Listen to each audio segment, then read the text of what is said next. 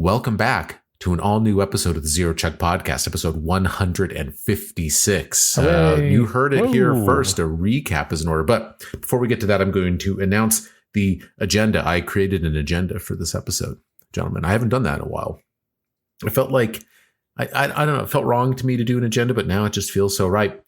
But there's really only, well, actually, there's kind of a number of items on this. Would you like to hear them? Sure. How many? Sure. Well, how many? What's the number we're talking about? I've got 3 items on the agenda. Oh, that's fine. It's less than 4. Well, really, can we start with the second item? You want me to announce the second item first? Or are they alphabetical, or are they like organized by importance?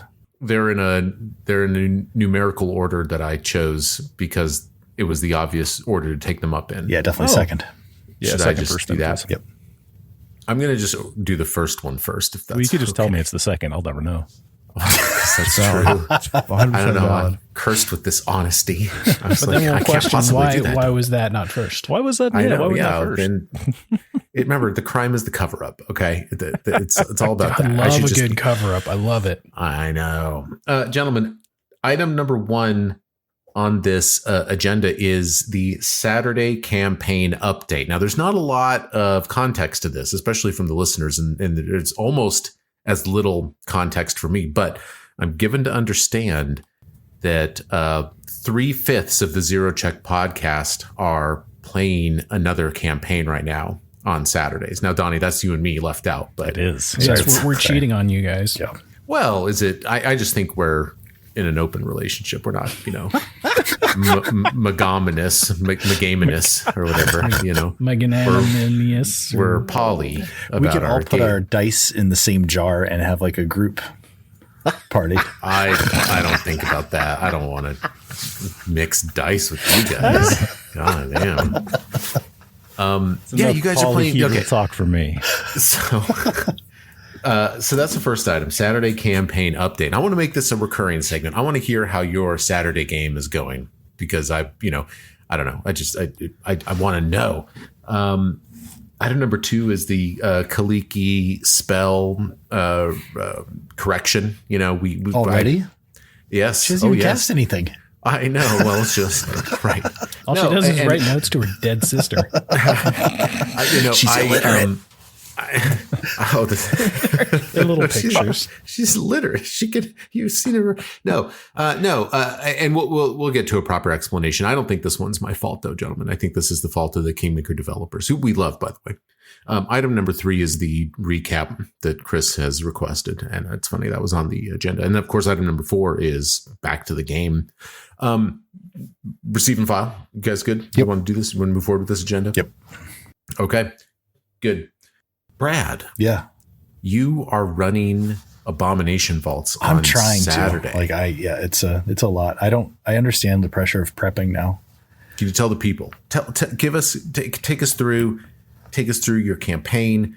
Take us through the players, who's who, who's in your game. So Chris and Bill are both on this, and we have a previous friend that we've played with, Jamie, who's on it. Jamie.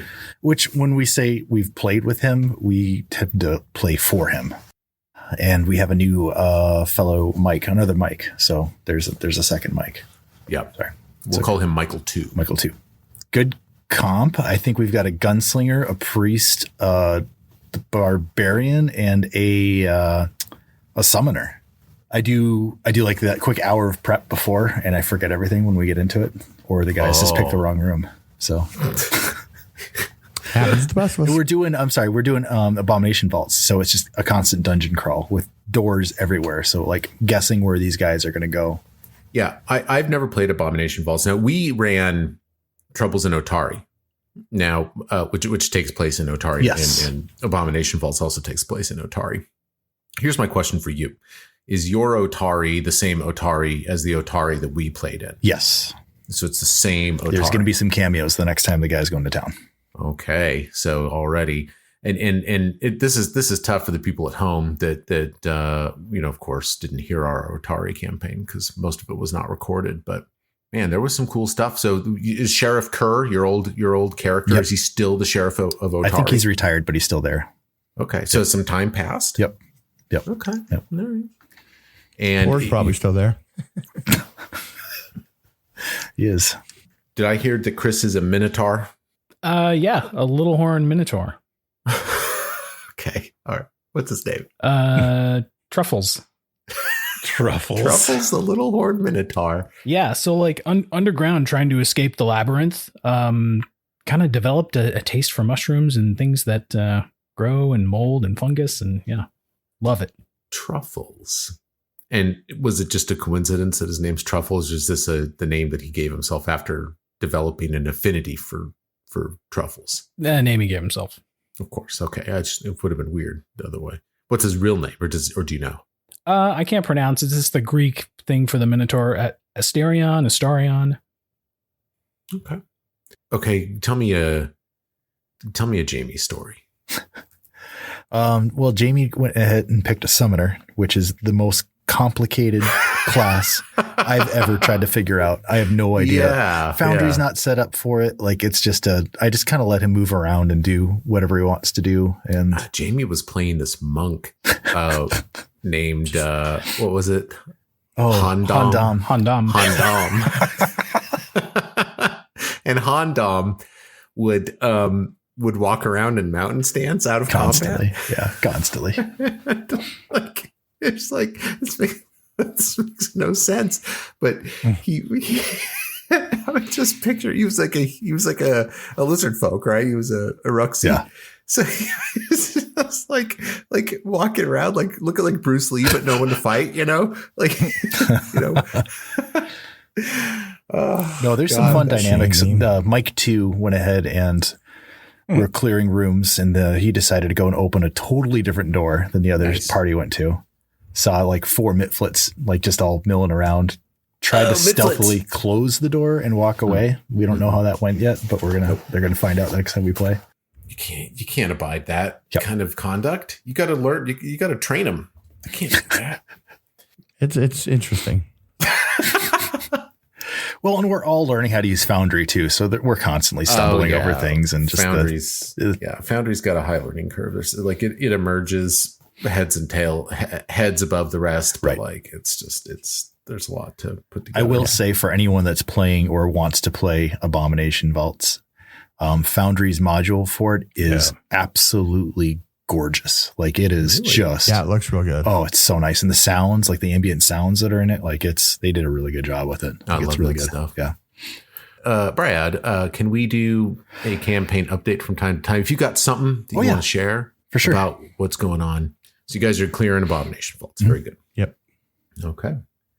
Let's move on to Kaliki. It's funny. I was talking to a friend of the pod, Cord, a little bit, and he reminded me that the Kingmaker module came out before the remaster, and the Kingmaker module came out before the Kineticist class was released. And so, as far as I can tell, the people that drafted the companion guide did the best they could to approximate what they thought Kineticist was going to be before Kineticist was created. So when it comes to that Aqueous Blast, my inclination is just to reclassify that as a spell-like Kineticist bonus feat situation, just another thing that she can cast, from time to time. Now, I will not deprive Sirio of the perk of this companion, though, or anyone else that casts off of the Primal or Occult or Arcane spell lists. Aqueous Blast is listed as all 3.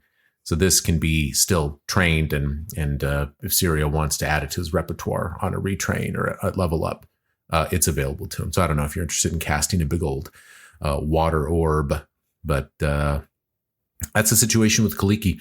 And it's funny because there's no stat block for Kaliki in the companion guide. And even let me set a little bit more context. The companion guide was part of the Kickstarter, because it wasn't a Kickstarter, though it's a different thing, but it didn't raise enough money to flesh out all of the characters. So like Jaethal and Harrim, for example, don't have side adventures that are composed in the companion guide. But they at least have stat blocks. Well, Kaliki doesn't even have a stat block. And I think that's because Kineticist wasn't released. So they just approximated an ability to give her. So good job to the companion guide people. So that's that. That's an explanation there. Is that good? You guys all for that? Yep. Like it. Works for me. update time. Look at that. We're already blowing through this item number 3. What a wonderful, well-oiled machine this is. We're past 14 minutes right now, so Bill's probably getting a little agitated. Bill, are you okay over there? Yeah, fine. No, I'm not. He's in the queue for TVC. No, they just pushed it back another 4 hours. Oh, Bill's playing classic World of Warcraft, and It's release day. It is released. No, it's not even release day. It's pre-patch day. Oh, pre-patch. pre-patch day. Release day is until the 5th. Oh, that's right. Oh my god! Yeah, they're going to release the game before they release the game. Item number 3: recap. Guys, you guys are here at the Cradle of Lamashtu. You guys are dressed up as cultists, and Expertly disguised as cultists. Oh yeah, it's okay. It's coming. It's coming you back guys to are me now. approaching Okay. you guys have Kaliki with you. Kaliki is part of the Silent Veil, and she's in like a emissary, deputy or whatever. And she's part of the observation team that observed the Cradle of Lamashtu, learned a little bit about the comings and goings, discovered the password Carnugia, brought that info back to you. You guys brought her back so that she could show you the location of the cave. She has showed you the location of the cave. You know that there were 3 cultists at the lip of the cave, and Sirio pulled out his disguise kits and disguised everybody as cultists, which I'm in love with. So you guys are wearing dirty sheets and vines and, mud everywhere, and you look unwashed and horrible. Drycol May rolled a 12 on his deception check. That's natural too, while following the master, which is what I would call capitalized the problem right now. So it is Bill. Bill, it's you. Yeah, it's just the Staglord Doesn't helm just compute. does not. Doesn't doesn't- compute. It kind of But this clashes is the with the decision outfit. that's been made by the general. Take it off, he shan't. And you approach. Even Bolton's disguised, right? That's right. We talked about got a it. sheet, dirty He's sheet. got a sheet. he's got over the sheet. with little eye holes cut. And one thing I want to remind the people: Bolton looks like what? I mean, he's a large-sized minion of yours, but what does he look like? Yeah, so he's got tank treads for feet. Okay, And then he's got kind of there's a post coming out of the bottom of it. And then there's kind of like a centralized abdomen, I guess, for lack of a better word, with 2 arms and a head on top of it. And he's got kind of wider shoulder pads. So Mitch can sit on his shoulders and ride him. Wow. Okay. So he's like a scarecrow on a tank tread. Yes, basically. Yeah. Okay. I understand. Okay. And he's made of metal, like shiny metal. Yeah. Okay. Yeah. And you threw a sheet over him. Threw a sheet over him. Dirty sheet. Like, Right. Okay.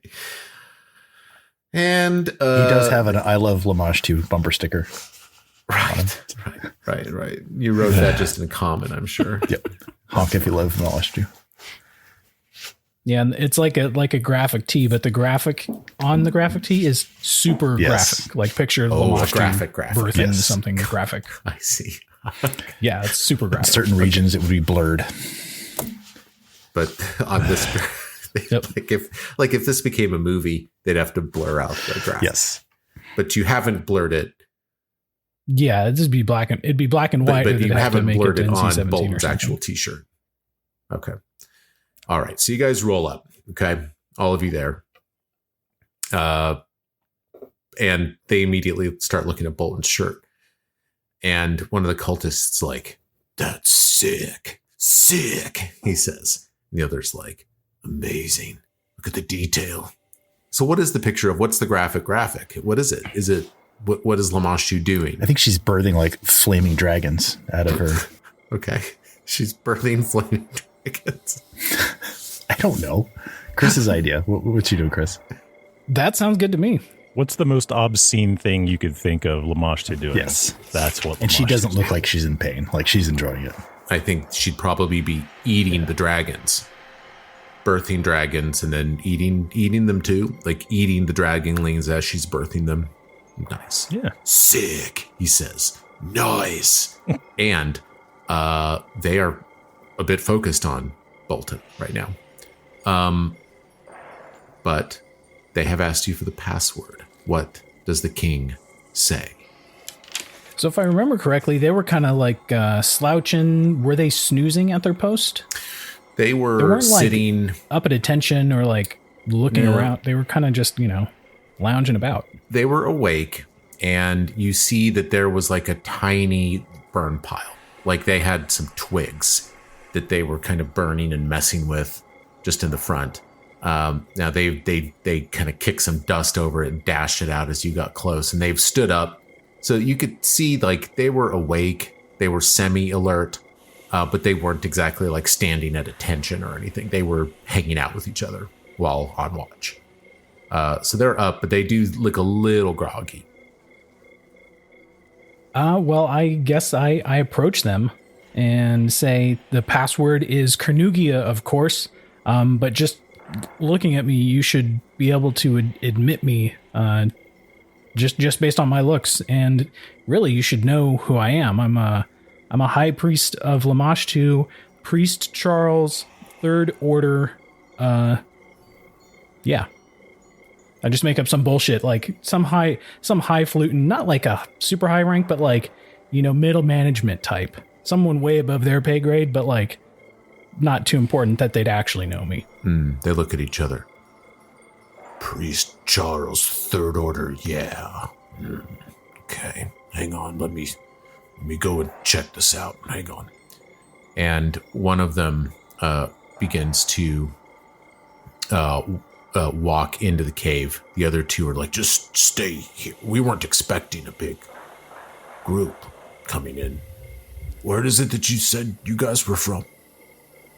Yeah, I just tell them, all you need to know is Carnugia. We're here to, inspect the shrine. The shrine. It's going to roll a little lore check to see if I can come up with a good name of a city. It seems like I don't know any. Okay, so for the people at home, Donnie Lowell rolled a Lamashtu lore check and rolled a natural one. Sure did. So It wasn't prompted. I just think that at this point, Oh, yeah. So Og speaks up, Seattle. begins saying things. Seattle. Seattle. We're from Seattle. Cultist number. Okay, so let's update the people. Cultist number 1 has walked back into the cave to ask a question. Cultist number 2 becomes engaged with Ogjulinus and Tompton in a conversation about Seattle that begins to go poorly. It is obvious to everybody. Cultist number 3 is looking at Dry Colmay. And cultist number 3 performs the seek action. Now, as the seek action is happening, Sirio is lying to the cultists. Sirio is a master in deception. I would like a deception check from Sirio as he lies to the cultists. I'm lying. Masterful. I'm just making shit up. 23. Total of 23. All right. You have met the perception difficulty class of the cultist with a 23. And they believe that you are important and you look the part. However, one cultist seeks on Dry Colmay, and this cultist gets a perception check. And if this perception check is high enough, that cultist will realize that something is going on with Dry Colmay. And I'm going to roll this roll, and I'm going to roll it secretly. And I'm going to use Brad's box. I heard it. He likes the result. Maybe I do. Time slows down. Okay. These cultists seem to be believing you guys. And Og finishes. What do you say about Seattle, real quick? Oh, I'm just like, if you're ever sleepless there, it's a good place to hang out. I knew it. I knew it. Okay. The cultists say, "Oh, right this way, Charles." And you are beckoned inside the cave. What do you do? Come following the king. Let's go. Guess we're following into Yeah, the let's cave. go. I'm following. I want the grand tour. I let him know. Make sure everything's ship shape. Does Syria notice that one of them was kind of eyeballing Dry? Make a perception check. 27 on that. 27. Yeah, you kind of see, and you were feeling a little uneasy about the general's costume. And yeah, you observed that one of the cultists looked at the general, but you can't decide, are we made or are we not made? Like, you don't know. I mean, he doesn't seem to be doing anything, but. I just mentioned that, this is a recent convert, 3, and he wishes to study our ways and give himself to the goddess. Is that true? Of course it is. And he looks at Dracolme. Then he's going to bow low. Oh, ooh. I'll give you a deception check with a +1 bonus. Roll it. Yes. Yeah, yes. Yes. Are you following the expert? Maybe you're lying. I'll give you the +9. Oh. Uh-oh. Oh. A total of 16 on that deception check, okay? He goes, all right. And he bows low to you. He says, well, follow us in. Let's go. And you are granted entrance to the Cradle of Lamashtu. Do you proceed in? That's what we're here for. You begin to walk in. A 15-foot wide cave entrance looms at the base of this cliffside. Tendrils of vibrantly colored plant life coil out of the cave's edges along the cliff and across the ground like verdant arteries, with strangely colored flowers blooming here and there along the growth. Rivulets of water run from the cave to drain away into the surrounding terrain, while the smell wafting from the entrance is that of rotting plants. Everybody in the party right now, roll a fortitude save. Such an unassuming hole, too. Dry with a 28. Ooh, natural 20 from Og. Oh, Og. When you fart in bed, this is what it smells like to you. Just fine. Let's see. I see a 22 from Mitchell. I'll roll for young Kaliki. Sirio got a 16 total. 16 from Sirio. Kaliki with a 20. I don't even think I had to roll for Bolton. He's immune to most of that crap anyway. So what is it? What's happening? Everybody passes except King, Sirio, Xavier, Sertova. You mean Charles III? Becomes Charles III. Everyone passes except for Charles III. Yeah. Check your 3.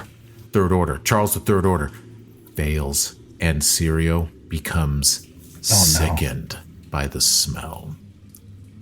How are you feeling? Describe the sickness and describe your reaction to the revulsion that you feel in your lungs as you cross the threshold of this vile fucking place. It kind of reminds me of the watermelon plant thing. Yeah, similar. The big Venus flytrap. And so, yeah, I'm just trying to push those images about almost dying there out of my mind. While I'm sickened to this, so it's not feeling very good.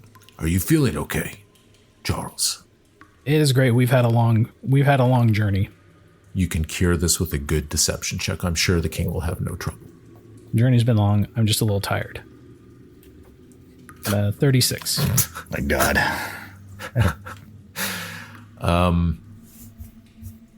That third cultist that you noticed that eyed Dracolme is like, whoa. If you'd like, you can rest here. You proceed down a hallway to this intersection about 20 feet back. You're stepping over these vines.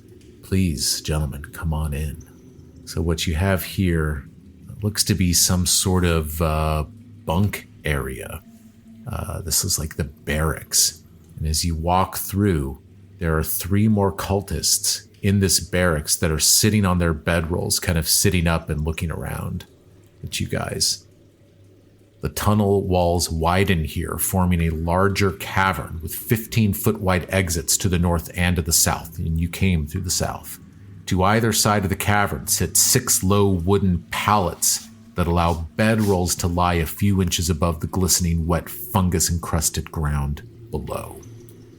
So there are now 6 cultists in this room with you, and you count 12 bunks total. You watch as one of the cultists wakes up, blinks a little bit, and then he presses his hand down into the weeds that are growing all around this place. These are the same vinage that like grows up the walls and are all along the ceilings and everything. And as he presses his hand down into the vines, you watch his energy gets transferred from the vines into the man. And like his body glows this like purplish green as he does that. And he like breathes it in, you know, and like kind of like, like the kind of almost like the first drink of the day kind of thing, you know, like what is it, the hair of the dog or whatever, or what is it, tail of the dog, or what's the saying? Hair of the dog, yeah. Hair of the dog. And he stands and kind of straightens his body up, and then he just turns around away from you and he begins to urinate. Like he's just woke up.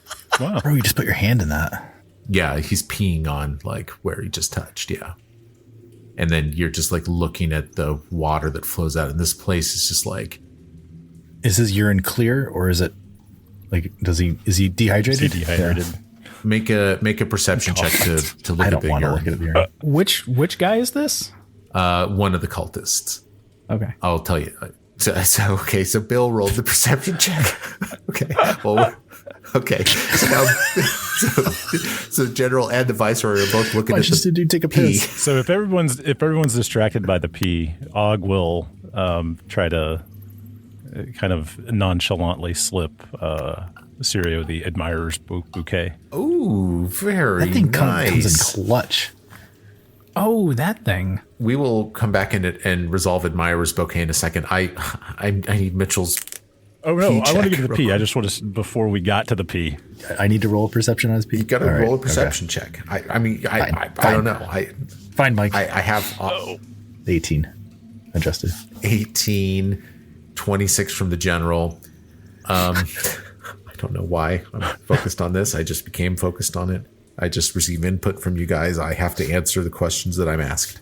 Brown, like clear, Brad. yellow, like Brad, you believe that it is a normal looking, healthy, yellow first morning pee that this guy is doing. And as you look at him, he looks back at you and he's like, "What? I guess you get a fortitude save now, Chris, because of the Admirer's bouquet. Take a whiff, take a sniff of the pleasant smelling flowers." Okay, yeah, I sniffed the handkerchief. Og's hanky. Yeah, by taking a deep sniff of the pleasant-smelling flowers, you can speed your recovery from nausea and reduce your sicken value by 1. No roll or anything. It's just there's no roll. nope, just makes you That's feel awesome. better. Oh my gosh. Okay, so you sniff Og's flowers. So to recap, there are 5 cultists in this room, 3 that have just woken up, 2 that kind of accompanied you back here. There's another cultist that went deeper into the cave to let people know that you were here. And the cultist that's leading you around, this is the red-haired one that I referenced the first time. He's this guy right here. He's kind of standing in the middle of the room. He's like, "This is where we sleep, Charles. This is where we rest. This is where we defend this great place." And then he looks at the other guy. He goes, "Rutherford." And he's like, "Yeah." This is the other. He's like, Go back up to the front. Let us know if anyone else arrives. We can't leave the front undefended." And he goes, "Yeah, okay, yeah." He goes back up to the front. And then I announced to the cultists that are here, since you spend so much time in this area, let us consecrate this as holy ground. And then I go over to where the one cultist kind of woke up and shoved his hand in the ground and took a leak. Yeah. I transform into a wolf and pee in the same spot. oh, badass. Okay. I would like to consecrate this ground. They draw back as you do this, and they begin saying like Lamashtu prayers, like completely enthralled by this display. As this happens, time halts as you do this, okay? Because that was pretty great. That was pretty great. And as you guys know, you are watched. And as you guys know, the Stolen Lands are only have a thin membrane between them and the First World, right? And what you don't know is that this cave, the membrane is even thinner. so thin. You just in peed fact, on somebody? that you just peed directly into the first world. No. So thin, in fact, that someone wants to talk to you briefly as you've done this. Time stops. Oh. Everyone's frozen. Only Sirio Xavier Sertova is not frozen. And almost like a zipper is unzipping into the world, a blue portal opens up, and out through that portal, standing 7.5 feet tall, who you haven't seen now in years. You wonder if she was even real to begin with. Stepping out of the portal is Narissa. Oh boy. And Ooh. she looks down at you, and she slow claps a little Is bit. her face wet? Like a no.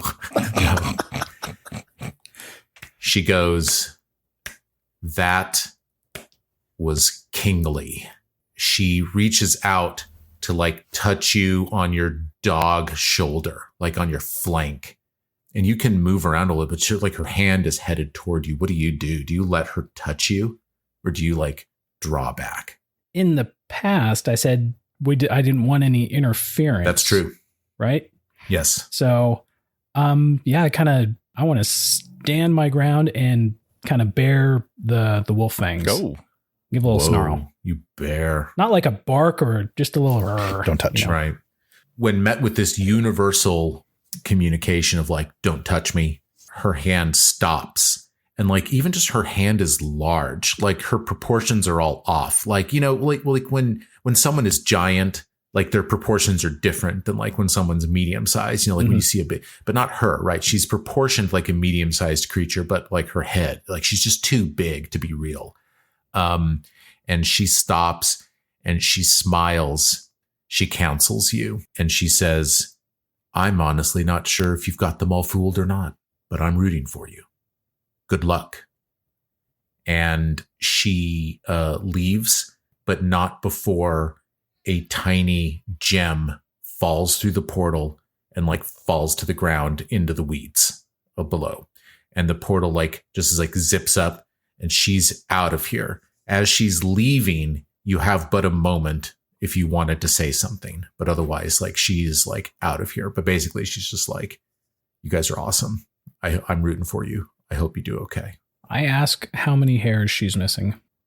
Oh, nice. She whips back around and she says, I think you found them all.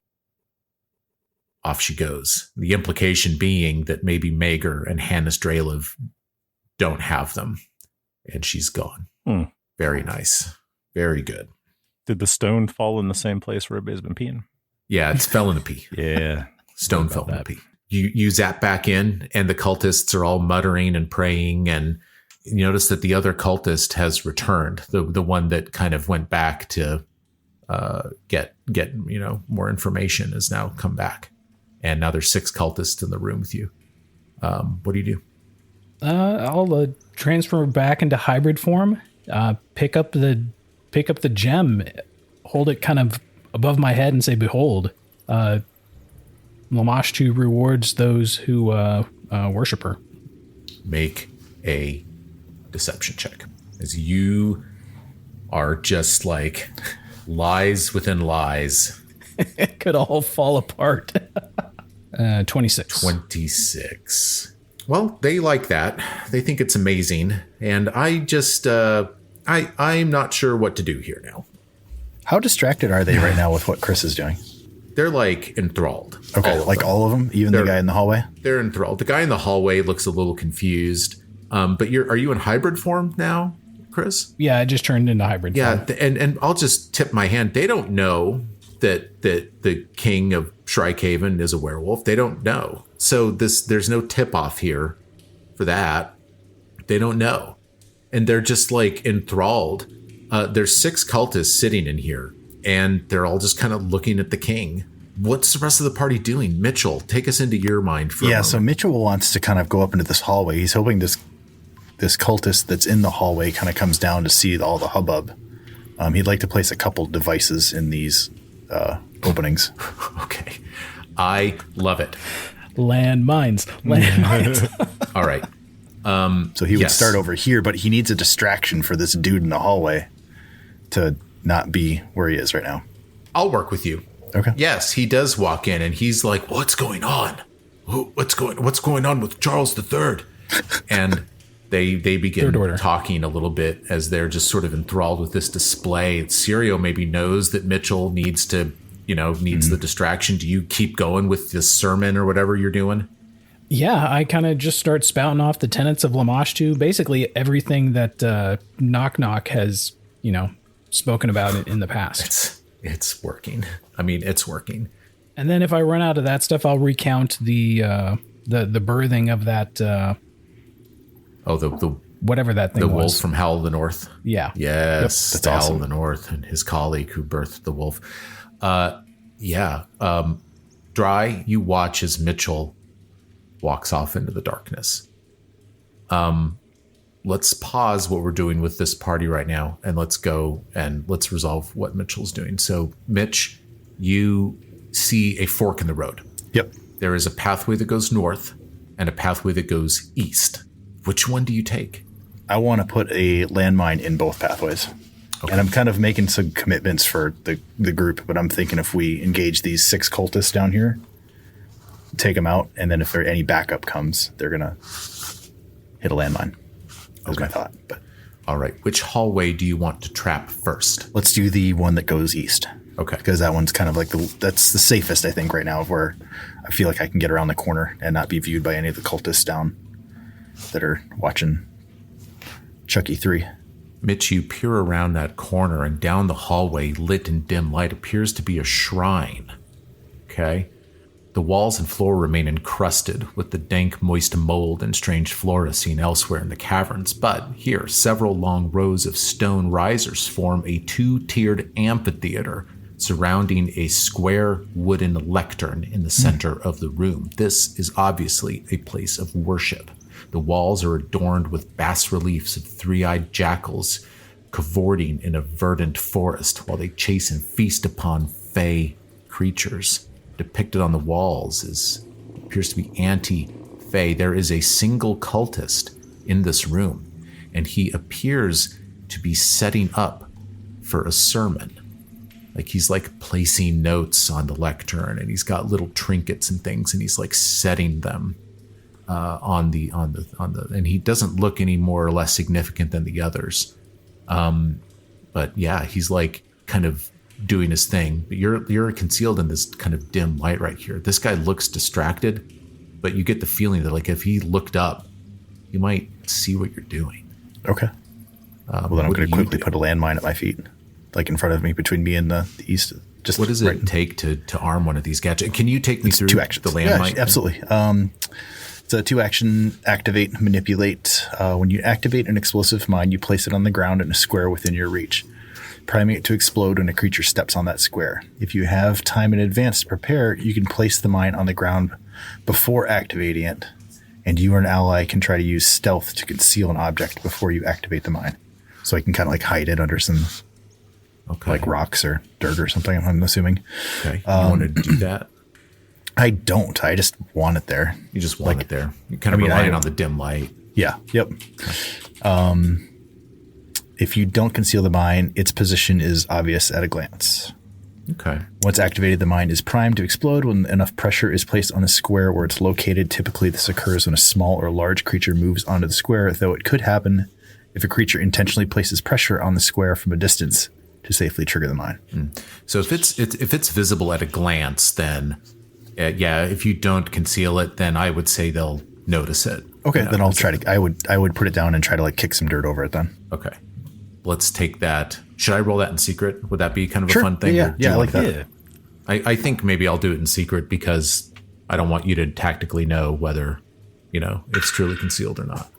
To conceal an object, which is a your stealth modifier for your stealth. For stealth, it's going to be super high. Hold on, +2. Okay. All right. You do this thing. The cultist at the lectern maybe looks up and sees you there, but you're just kind of a cultisty looking guy in the dim light. Kicking some dirt around. Yeah, and it's like this guy, it looks like he's getting ready for guests, right? He's like setting up like a sermon or service or something. Okay, what do you do next? I want to go and do the same thing in the hallway to the north. Okay, up you go. Boom, right there.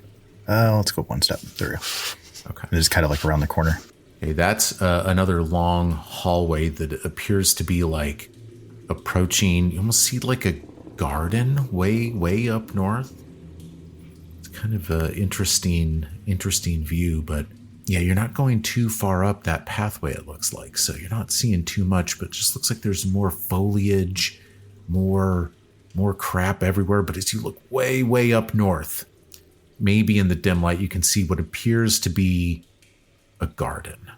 Okay. Like a big concentration of all these crazy like Lamashtu plants and stuff.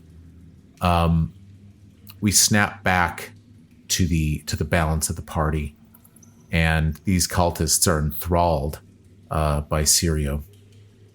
And Mitch, you see that another cultist has begun walking down the hallway. The cultist that was setting up the lectern. He reaches the hallway, and I guess. Oh God! I guess he. Is he gonna step on the landmine? I don't know. Well, he's coming to announce that there's going to be a sermon in a half an hour. Yeah, there is. Yeah, there is. Have you heard the good news? Okay, he doesn't see it. Oh, no. There's a 50% chance that he's going to step on the landmine. There's a 50% chance. Oh my God. Did I place another mine before he's coming up, or Yes. is he? Okay. Oh yeah. Let's resolve the stealth check for that other mine. Yeah. Yeah. Do you- do that. yeah, you oh wanna yeah. roll Yeah. that Okay, secret I'll do that. Gosh, plus I'm two. gonna do. Oh, you that one. Okay. Nice. Good job, Mitch. And then do I have time to walk back towards the party, or am I going to get like cut off by this guy coming down? Okay, so you're walking back toward him. Yep. He's walking toward you, and you guys make eye contact, and you can tell that he doesn't see the landmine, and he's like walking toward. What do you do? I'm fucking grinning from ear to ear. Do you just want to? So you're going to let him step on it if that's what happens? Absolutely. Okay. All right. You're watching him come around the corner, and he's not looking down. He's looking up at you, and he waves to you, and he opens his mouth, and he's like, "I'm given to understand that we have guests in our beautiful, unassuming hole." And he's walking around, and I'm going to roll. Oh shit! And you watch as he misses the land Damn it. by like 2 feet. He like takes the northern area, and he comes around the corner, misses the landmine, shouts down to the south, making eye contact with Mitch, and he says, "Everybody, 15 minutes, Darevin will deliver a sermon for us and our guests.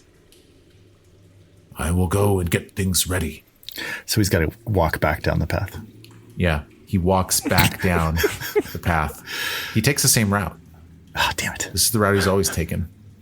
Walks back down the pathway. And in 15 minutes, there will be a sermon. What do you guys want to do? Kaliki is here. And she's like, "What the fuck?" What do you guys do? Can I see if Og's ever heard that name? Oh, yes. Make a Lamashtu lore roll. It's roll low. 18. 18. No, you've never heard of Darevin. You've never heard of Darevin. I would entertain society, though, from anybody, really. I'll throw society out there. I'm sorry. I rolled a 24 adjusted.